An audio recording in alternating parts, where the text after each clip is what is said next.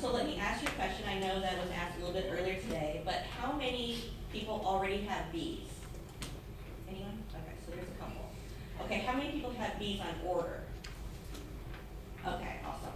And how many have no idea where to start? Okay, perfect. This will be great for you. So no matter where you are on your beekeeping journey, today you're going to learn a lot of things that are going to help you, that are going to be very valuable to you. This morning I'll be talking about what is beekeeping. But first, maybe, okay. So this is me. My name is Angela Thomas. I'm a certified beekeeper. I am going into my 3rd year of beekeeping. I've managed up to 8 colonies at the peak of last year. I harvest honey and hive products. I create honeybee-inspired artwork and crafts. I am a recipient of the Doc's Healing Hive Scholarship. Are there any veterans, first responders, healthcare providers, or teachers in the audience? Okay. So if so, you might be able to qualify for the Doc's Healing Hive Scholarship, which includes a hive, bees, any equipment that you'll need. The goal of Doc's Healing Hives is to help veterans and others heal through vocation of beekeeping. If you want to learn more about that, I can give you some more information after this. Also, I enjoy teaching others about honeybees. They're in Southeast Georgia. Yes. Okay, so what is beekeeping? Anyone have any idea? No one? No? What's that? Raising bees. Okay. Anyone else? Okay, so there you go, crisis management, yes. Okay, so what's beekeeping? Let's see. So it is agriculture or apiculture, honeybee husbandry. So you're keeping bees. Colony maintenance and management in man-made hives. Okay. Hive product harvesting, whether that's honey, beeswax, pollen, propolis, and you'll learn more about these later. Could be pollination services. And it's a balance of art and science. And what I mean by that is the art part of it is more intuitive or interpretive. So what is happening in a hive and why is it happening? Science is more of the technical understanding of honeybees, kind of the book smarts part of it. Today we're going to be mostly talking about science. Okay, a short, long history. So honeybees are one of the few species that do well with human management. There are 20,000 plus species of bees. Honeybees thrive under human management. Beekeeping has been practiced on a commercial scale since the Egyptian and Roman empires. And honey has been a primary sweetener for millennia. And basically it was the primary sweetener until Alexander the Great introduced sugarcane to the Western world. And it can pretty much be done anywhere there are flowering plants, and there's safety from animals including us, of course. Okay, so what is a beekeeper?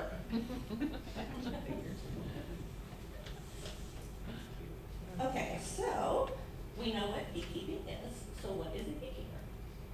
It is an apiarist, farmer, keeper of livestock.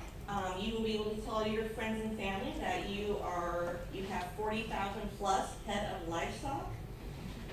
Although it's actually considered a single colony and considered a superorganism, but it's some kind of fun stuff to tell your friends and family.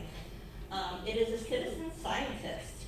So you will learn about honeybees, which is biology, botany, which flowers have the best nectar and when they're in bloom.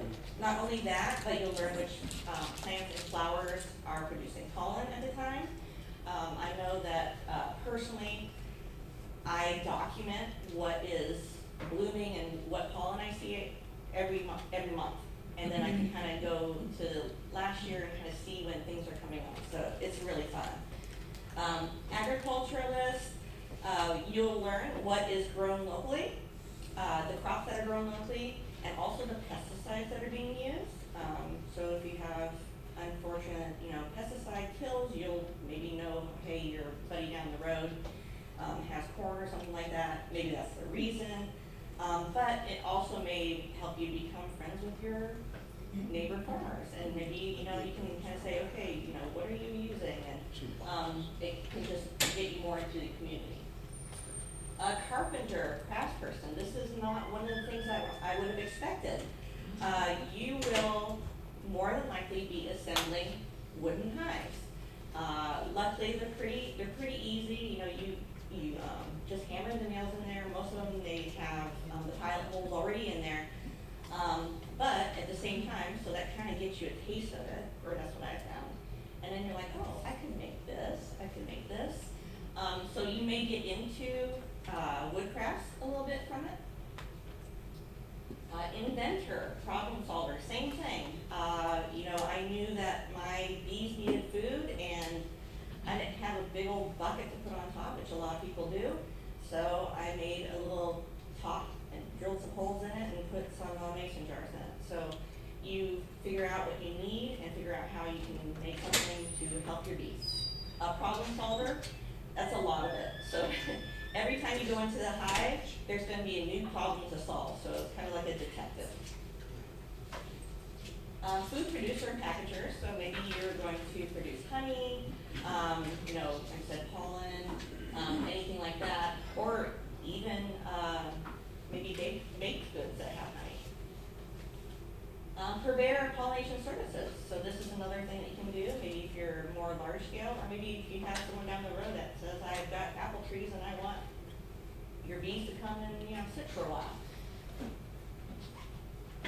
Marketer, business person. So maybe you have an abundance of honey, or you like to make crafts, and so you want to sell these. Maybe you sell them online. Maybe you'll sell them in a farmer's market.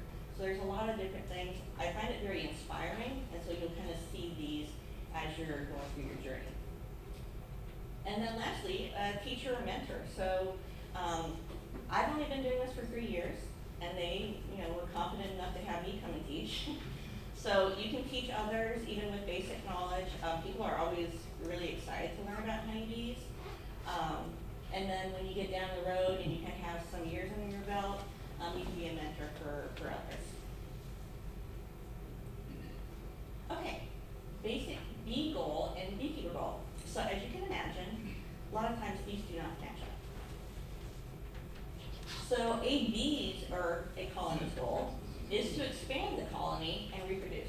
Okay, that's what all animals want to do, and that is what is called a swarm. They work tirelessly to gather nectar and pollen, and store large quantities of food. They care for the queen and for the brood, and then, ultimately to survive winter to get to the next season. And this is what the basic beekeeper goal is. Have a satisfying hobby. Maybe you can make some honey, hive products, prevent swarms, which is what they want to do, and then possibly expand your apiary. Okay, so your basic duty as a beekeeper is to raise gentle, healthy honeybee colonies. You'll learn about all these a little bit more later. Provide shelter, safety, and nutrition. Respect colonies and handle bees with care and kindness. Be considerate of neighbors. And be a lifelong learner of all things honeybees. And this all has to kind of go under the apiarist animal husbandry. And like I said, you'll learn more about this later. Okay, so it's fun. I'm sure a lot of you are thinking about the fun things, not about the not fun things. So everybody loves honey, of course. And honey can sweeten relationships with neighbors. So let's say you're getting into this and maybe you're in a neighborhood or really close to someone else, and maybe they're not so hot about you having honeybees, or they're scared. Maybe you bring them some honey or something like that. So you can use it for that. You can create gifts for family and friends. Some of the other fun things are going to conferences, the meetings. We do these monthly meetings. There are events every once in a while.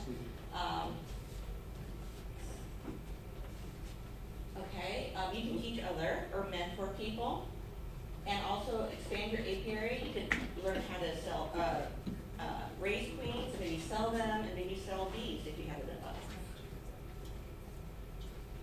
Okay, so I think one of the main points that we want to get across to everybody today is that you never have to go it alone. Okay, so there are a bunch of resources that are available to you. As mentioned earlier today, the book that we use for what you're going to learn today is mostly from the First Lessons of Beekeeping. That's this book right here. There are there are several magazines that you can subscribe to. Also, our Bee Club is a great resource. Not only our Bee Club, but the library that the Bee Club has. Also, the Georgia Beekeepers Association. And another thing to think about is you don't have to only come to this Bee Club. So if you want to go to like the Metro Atlanta Bee Club, or my apiary, I live in Forsyth County, but my apiary is not in Forsyth County. So maybe I'd want to join the one that's closer to that. But all of these different bee clubs have events going on. So there's going to be some neat things to do. So it's kind of neat to look around. Sometimes we'll actually become a member, but it's normally not over like $20 or $30 to become a member. So a lot of times it might be worth it. You'll see I put some of the events that are coming up. So the February, April, that's basically what you're in right now. So it's the bee school, and then hive management is when you go out into the field. Queen rearing, disease and disorder.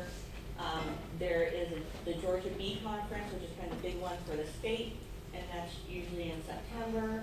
They have a smaller one in April, I think it is. It's in the middle of nowhere. I went last year, it was pretty fun. But there's a lot of different events that are going on. And then honey shows. This club has a honey show, but once again, you can go to other clubs. You can go to the national club or national conferences and do honey shows. So those are all of them. Okay. So one of the things that I forgot to mention is we were talking about how beekeeping is fun. So one of the things I did want to mention was what beekeeping is not. So beekeeping is not a get-rich-quick scheme. So if anyone told you that, not a thing. It is also not set it and forget it. So, it is a commitment. You have livestock, you have, living organisms that they don't really depend on you so much, but they do need you for certain things. So, if you're gonna be away for 6 months, they may not be there when you come back, or they may have diseases or something like that. So it is a commitment. So also for resources, some that are not on here, supply catalogs. So you'll see there's a lot of sponsors up here, Better Bee, there's a bunch of them up here. If you just go through those, I know that was a huge resource for me when I first started. You can go through there and see what there is and say, why do people buy this? How can I use it with my bees? Let's see. You also have mentors, of course. And online, there are podcasts that you can listen to. YouTube is a great resource. You have to, if you watch YouTube, try to watch something that's reputable, or if you watch it and have questions, go to a mentor to see if things kind of match up, because sometimes there might be some information that might not be the best. Also, speaking of suggestions, one of the things that you'll notice even within our beekeeping group is people have their own ways of doing things. Okay, so depending on the situation, what you want to do, there might be 10 ways to do the same thing. and as long as you're not like hurting your bees or someone else or yourself, a lot of times you can do what's best for you. Okay, bee school, that's what we're in right now. Okay, so bee school. Today you'll learn about the basic honeybee biology and psychology. When I say psychology, it's kind of, what the bees are doing and why. Not so much that this time, but it is something that you'll learn a little bit about. You'll have elementary beekeeping skills. You'll benefit from a wealth of knowledge. So a lot of us are novice beekeepers that are going to be speaking to you today, but there's a lot of people in this room that have a lot of knowledge and you can talk to them between sessions. It will prepare you for beekeeping success and also hopefully increase your confidence so you can have fun with your bees. Okay, now for the sensitive topic we need to address, the sting. Okay, so how many people have been stung by a honeybee? Okay, so we have been there. Okay, about bee stings. It is only natural to fear bee stings and wasp stings, of course. It is the #1 reason that beekeepers quit, okay? Stings are the bee's only defense, and they die after they sting you. So they do not go out wanting to sting you. They will defend their hive only when provoked or aggravated. That's in general. You may have some feisty bees, and there's ways to remedy that, which you'll learn a little bit later. Bees are experts at finding unprotected areas. So I normally go out to my apiary fully suited up, and I used to go out with, just my tennis shoes on. Well, they found that my socks, there was a space between my shoes and my socks, and once one of the little girls found out, they sent out the alarm, and I was stung like 7 times on my ankle. So yeah, they will find a way. So anything that is open, if you use a suit, they may find a way. Now you don't have to be scared all the time, obviously, but just keep that in mind. They hurt and they're unpleasant, as most everybody knows, and if you haven't, but they are a part of beekeeping. So no matter how much you suit up, you still have the ability to be stung. Okay, so sting prevention. So keep gentle bees. This is a thing, and you will find out that if you have more than one, even if you have one colony, they have their own personalities. You can have 10 different colonies, and you'll know which ones are the most gentle, which ones are the most feisty, which ones don't come out until noon. They all kind of have their own personalities. So keeping gentle bees is important. Proper manipulation, calm action. So when you're in the hive, you don't want to just, be yanking them out and shoving them back down. For one, you're going to kill your bees, and you don't want to do that, but they're going to get aggravated, and they will want to sting you. Proper personal protective equipment. This is different for everybody, depending on how confident you are. Note the weather. So you do not want to go out there when it's raining and thundering and be like, I think I want to go check on my bees. They're probably not going to be very happy. For one, they're all in there, and bees like being busy. So if they're in there and they're not really doing much, they're going to be aggravated when you come in there and start bothering them. Avoid wearing bright colors, strong scented body products. So, don't go out there in your floral vest. When I go out to my bee yard, I try to, if I wear anything, I try to make it so it's very neutral so that they're not, interested in what I'm doing. And have a purpose. So, when you go out to your beehive, I normally have a checklist. of things that I want to accomplish. Because it's easy, or at least it's easy for me. I get excited when I go into my bees, and so I can kind of lose track. Like, what was I in here for? So I have a list, and I'm like, okay, I need to find a queen, I need to find brood. You know, this one seemed like it was lacking in this. I need to check that. So it's good to have a purpose so that you're in there, you're not in there too long, and then you can get out and have, you know, accomplish what you've been in there to accomplish. Okay, so, what happens after you are stung?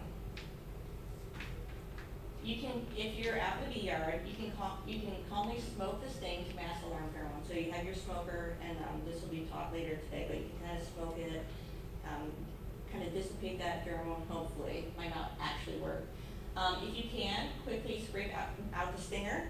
So you'll see here that that's what happens is the stinger detaches from the bee, they die, but that stinger still has a pouch that is putting more venom into.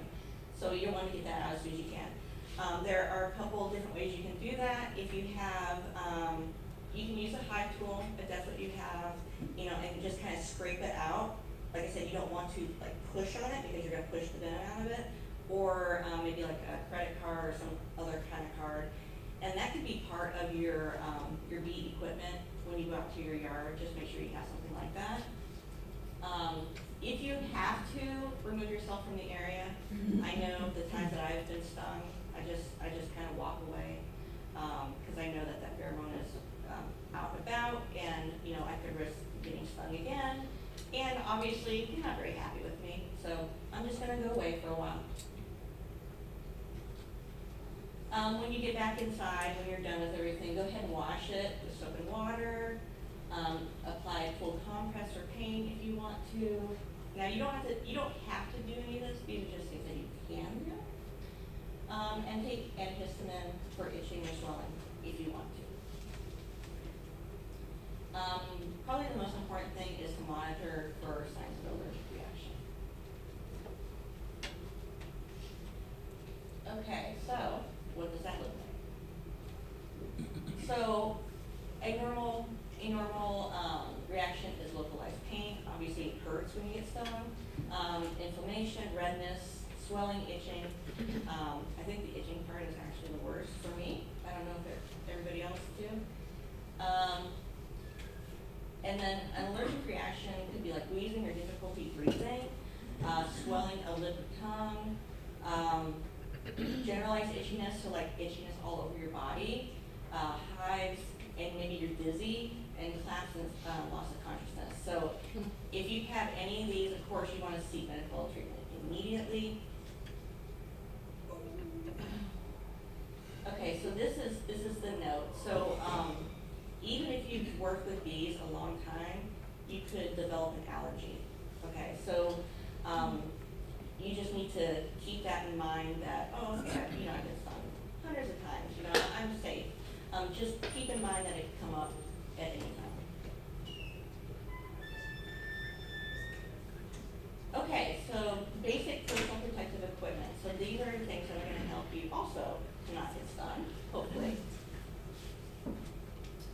Okay, so the goal is to protect beekeepers from stings and also instill confidence for the beekeepers, so mostly the new beekeepers.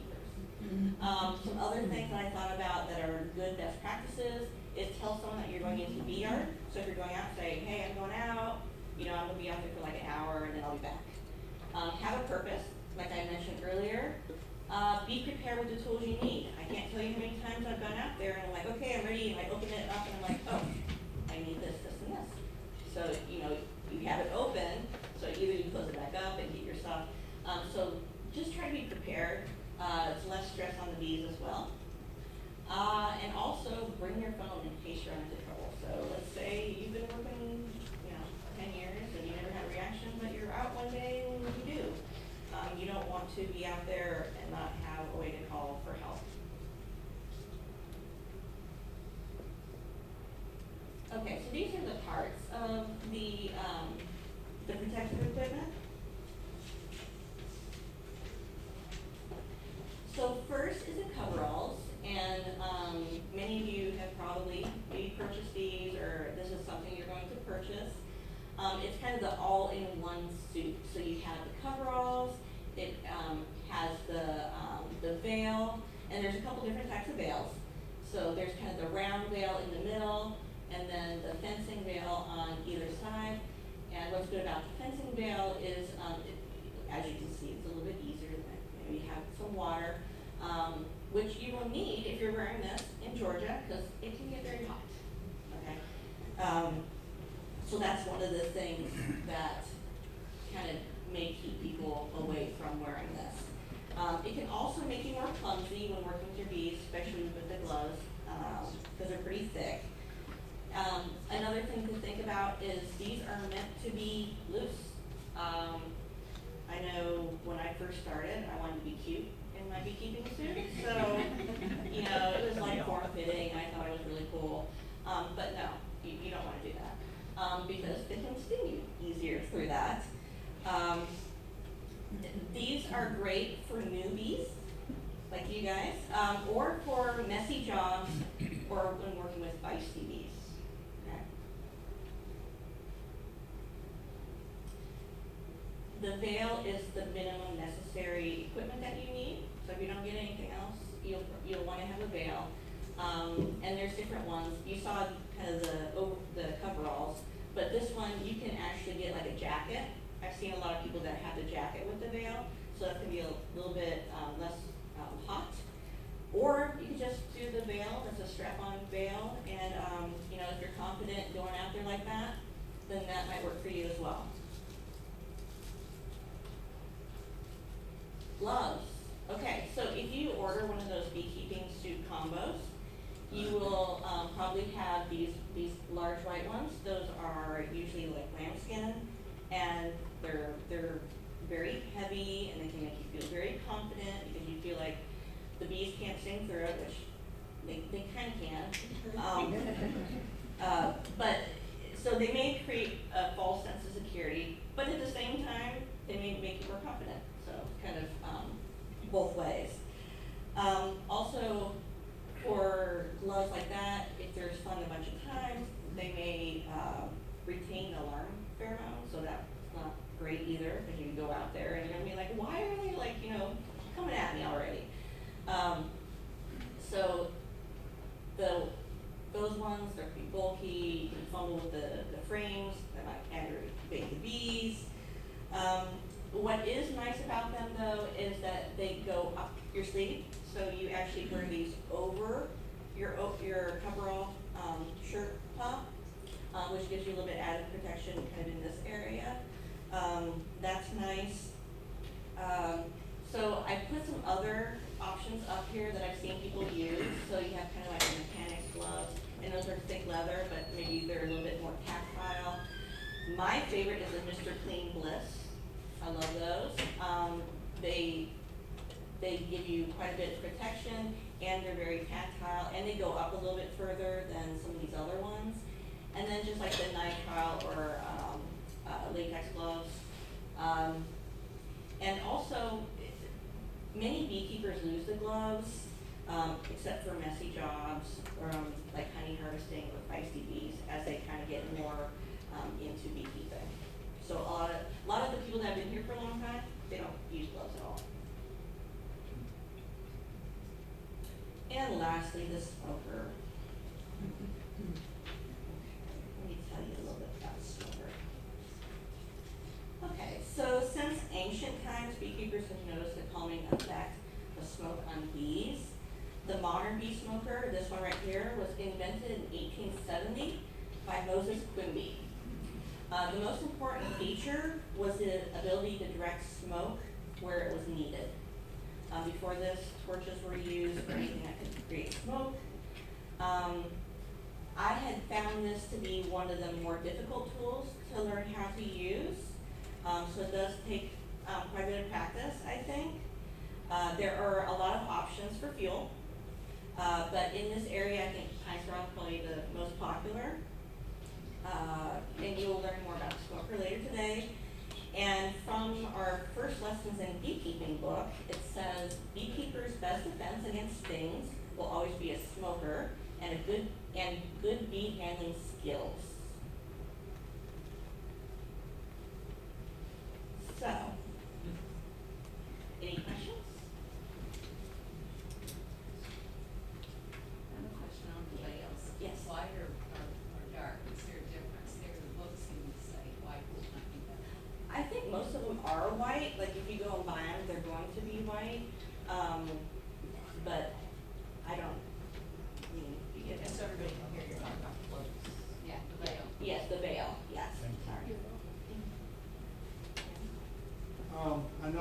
you said something about veterans and not seeing it has, a couple of you showed interest. If you'll see me during the breaks, I'll be glad to give you that information. We have actually 3 dates set this year. If you are a veteran, we'll give you a crash course for a weekend. We'll send you home with a hive of bees and most of this protective equipment. It's all free if you're a veteran. So check with me and I can give you the dates and how to sign up if you're interested. That's all I have. Okay, go ahead.